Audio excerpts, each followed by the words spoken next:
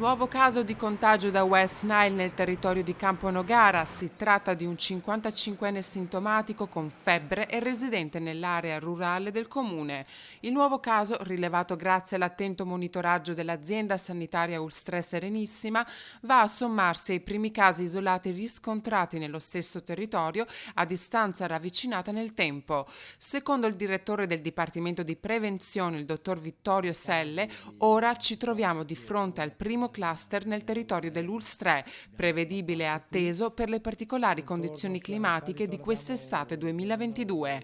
Inoltre sottolinea come l'azienda sanitaria abbia da subito avviato le procedure per un'azione mirata di disinfestazione speciale volta a colpire gli esemplari adulti di zanzara per eliminare il vettore del virus West Nile, nello specifico del contesto circostante il cluster individuato.